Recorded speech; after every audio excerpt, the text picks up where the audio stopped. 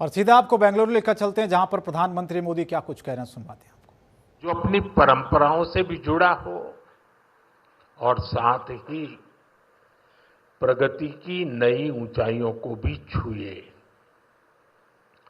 बेंगलुरु ने अपनी उस स्पिरिट को हमेशा जिया, हमेशा उसे सहज कर रखा और आज बेंगलुरु उस सपने को साकार कर रहा है।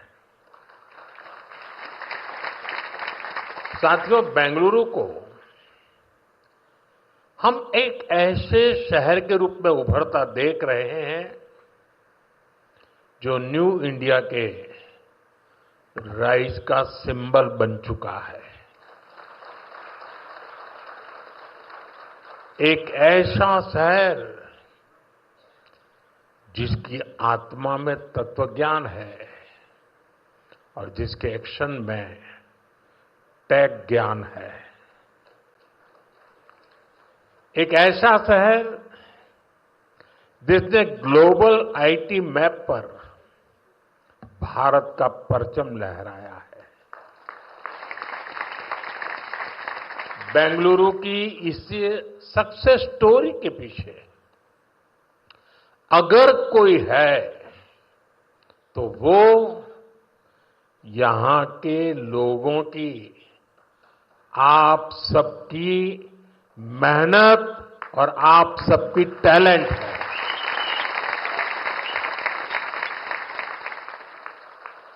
फ्रेंड्स, 21वीं सदी में अर्बन प्लानिंग और अर्बन इंफ्रास्ट्रक्चर हमारे शहरों की बहुत बड़ी आवश्यकता है। बेंगलुरु जैसे शहरों को हमें भविष्य के लिए भी तैयार करना है।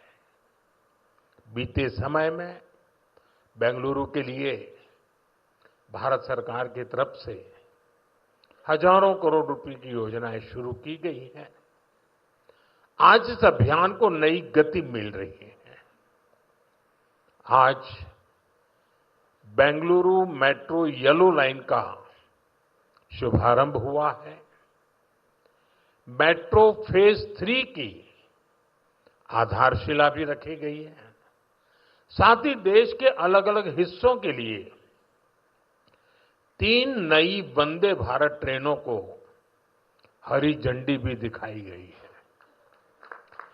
बेंगलुरु से बेलगावी के बीच वंदे भारत की सेवा शुरू हुई है। इससे बेलगावी के व्यापार और टूरिज्म को बढ़ावा मिलेगा। इसके अलावा नागपुर से पुणे और श्री माता वैष्णो देवी कटरा से अमृतसर के बीच भी वंदे भारत एक्सप्रेस शुरू हुई है। इससे लाखों श्रद्धालुओं को लाभ होगा, पर्यटन को बढ़ावा मिलेगा। मैं इन सभी प्रोजेक्ट्स के लिए वंदे भारत ट्रेनों के लिए बेंगलुरु, कर्नाटका और देश के लोगों को बहुत बहुत बधाई देता हूं। साथियों, आज ऑपरेशन सिंदूर के बाद मैं पहली बार बेंगलुरु आया हूं।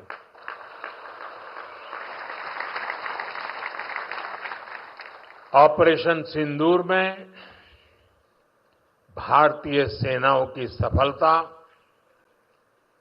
सीमा पार कई किलोमीटर भीतर आतंकवादी ठिकानों को नेस्त नाबूद करने की ताकत और आतंकवादियों के बचाव में उतरे पाकिस्तान को कुछ ही घंटों में घुटनों पर लाने की हमारी क्षमता पूरी दुनिया ने नए भारत के इस स्वरूप के दर्शन किए हैं।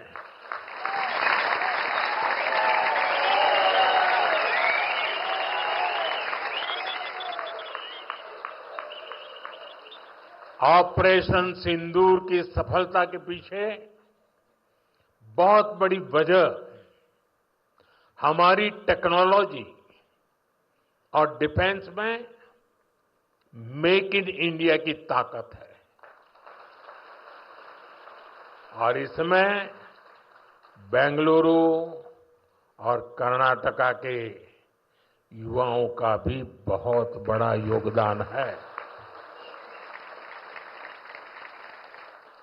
मैं इसके लिए भी आज आप सभी का अभिनंदन करता हूं। साथियों, आज बेंगलुरु की पहचान दुनिया के बड़े सिटीज के साथ होती है। हमें ग्लोबली कॉम्पीट भी करना है, इतना ही नहीं, लीड भी करना है। हम तभी आगे निकलेंगे जब हमारे शहर स्मार्ट होंगे, फास्ट होंगे, एफिशिएंट होंगे। इसलिए आज मॉडर्न इंफ्रा के लिए प्रोजेक्ट पूरे कराने पर हमारा इतना जोर है। आज आरवी रोड से बोम्मा संद्रा तक येलो लाइन शुरू हुई है। ये बेंगलुरु के कई अहम एरियाज को आपस में कनेक्ट करेगी।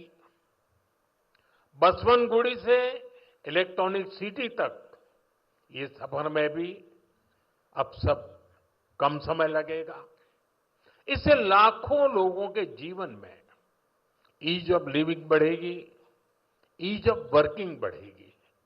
साथियों, आज येलो लाइन के लोकार्पण के साथ ही हमने फेज 3 यानी ऑरेंज लाइन का भी शिलान्यास किया है। जब ये लाइन शुरू होगी तो येलो लाइन के साथ मिलकर डेली 25 लाख पैसेंजर्स को फैसिलिटेट करेगी। 25 लाख पैसेंजर।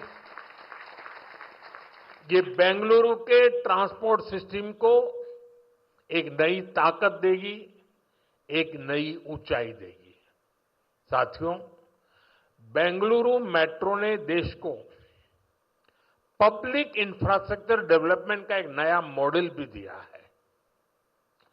बेंगलुरु मेट्रो कई अहम स्टेशनों के लिए इंफोसिस फाउंडेशन, बायोकॉन और डेल्टा इलेक्ट्रॉनिक जैसी कंपनियों ने पार्ट फंडिंग की है। सीएसआर के इस्तेमाल का ये मॉडल एक बड़ी प्रेरणा है। मैं इस अभिनव प्रयास के लिए कॉरपोरेट सेक्टर को बहुत बहुत बधाई देता हूं। साथियों, आज भारत दुनिया की फास्टेस्ट ग्रोइंग मेजर इकोनॉमी है। पिछले 11 इयर्स में हमारी इकोनॉमी 10वें नंबर से टॉप 5 में पहुंच गई। हम बहुत तेजी से टॉप 3 इकोनॉमी बनने की ओर आगे बढ़ रहे हैं। ये स्पीड हमें कैसे मिली है? ये स्पीड हमें रिफॉर्म, परफॉर्म, ट्रांसफॉर्म की स्पिरिट से मिली है। ये स्पीड हमें साफ नीयत और ईमानदार प्रयासों से मिली है। आप याद करिए, 2014 में मेट्रो सिर्फ 5 शहरों तक सीमित थी, 5 सिटीज।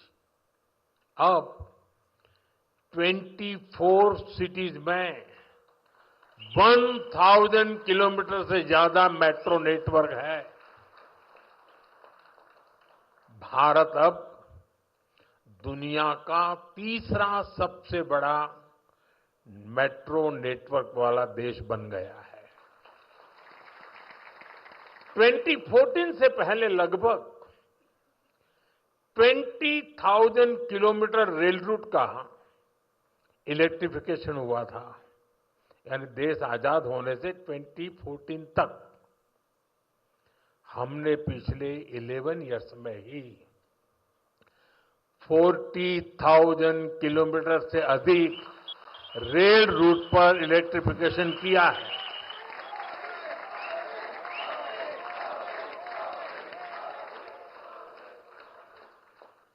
साथियों, जल थल नभ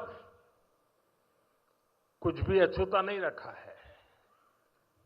फ्रेंड, जमीन ही नहीं, देश की उपलब्धियों का परचम आसमान में भी लहरा रहा है। 2014 तक भारत में सिर्फ 74 एयरपोर्ट थे। अब इनकी संख्या बढ़कर 160 से ज्यादा हो गई है।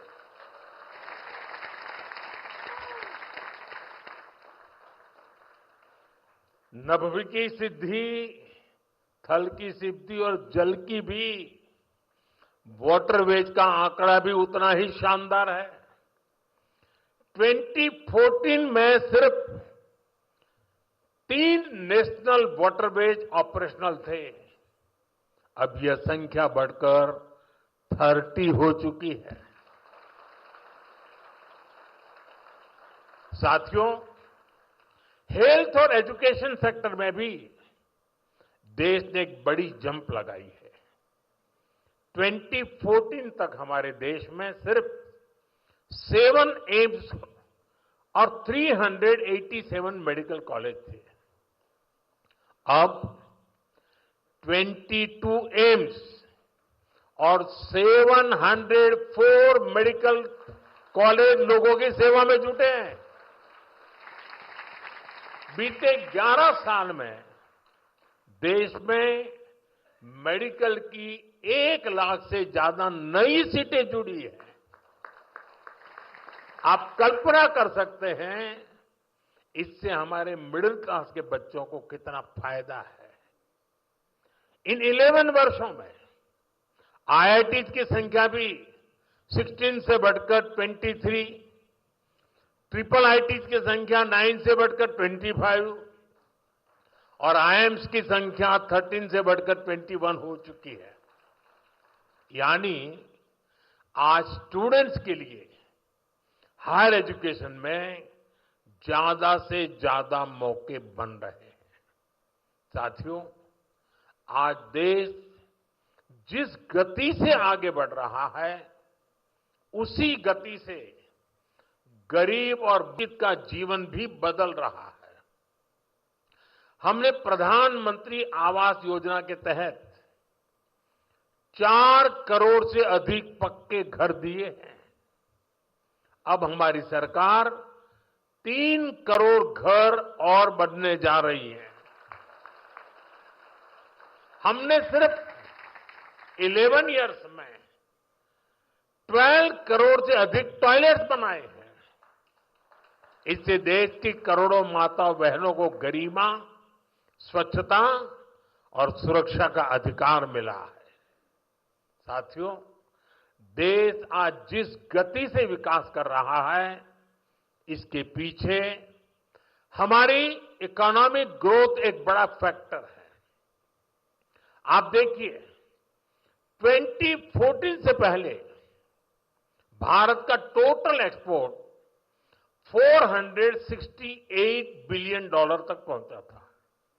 आज ये $824 बिलियन हो गया है। पहले हम मोबाइल इंपोर्ट करते थे, वहीं अब हम मोबाइल हैंडसेट के टॉप 5 एक्सपोर्टर बन गए हैं। और बेंगलुरु की इसमें बहुत बड़ी भूमिका भी है। 2014 से पहले हमारा इलेक्ट्रॉनिक्स एक्सपोर्ट लगभग $6 बिलियन था। अब ये भी लगभग $38 बिलियन तक पहुंच गया। साथियों, 11 इयर्स पहले तक भारत का ऑटोमोबाइल एक्सपोर्ट लगभग $16 बिलियन था। आज ये 2 गुने से अधिक हो चुका है, डबल हो चुका है। और भारत ऑटोमोबाइल का चौथा सबसे बड़ा एक्सपोर्टर बन गया है। ये उपलब्धियां आत्मनिर्भर भारत के हमारे संकल्प को मजबूती देती है। हम मिलकर आगे बढ़ेंगे और देश को विकसित बनाएंगे। साथियों, विकसित भारत न्यू इंडिया की ये यात्रा डिजिटल इंडिया के साथ कदम से कदम मिलाकर पूरी होगी।